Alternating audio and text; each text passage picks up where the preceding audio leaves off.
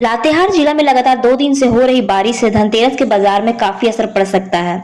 अगर यही हाल रहा तो दुकानदार के लिए परेशानी बढ़ सकती है।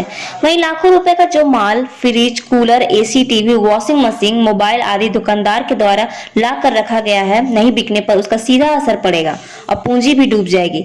यह सब देखना कि कल धनतेरस के बाजार है और दूसरी तरफ मौसम विभाग के लिए वर्षा को लेकर चेतावनी क्या है। कैमरामैन राहुल कुमार के साथ बद्री गुप्ता की रिपोर्ट। धनतेरस का मार्केट काफ़ी अच्छा रहता है हर साल भांति, लेकिन इस वर्ष मौसम के अनुसार लग रहा है कि मार्केट इस वर्ष थोड़ा कम रहेगा। ये मौसम कह रही है। अभी लाखों की माल गोदाम में फंसी हुई है।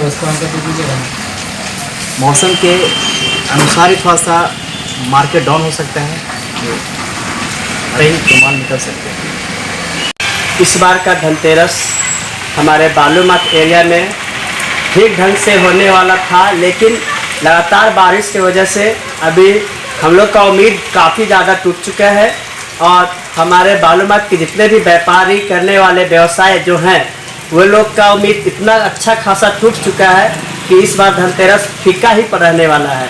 हमें जितना उम्मीद थी उतना हमारी इस बार व्यापार होने वाली नहीं है। और रहा बात धनतेरस का जो माल का, वो हम लोग बहुत सारा स्टॉक यानी कि ये दुकान का या फिर व्यापार का जो धंधा था देखते हुए, मार्केट को देखते हुए हम लोग अच्छा खासा माल भर के रखे हुए हैं। लाखों लाख का माल हमने भर करके रखा है और ऐसा में अगर इस सिचुएशन में लगातार बारिश होता रहे तो हमारा जो धनतेरस का जो मार्केट है वो मंदा पड़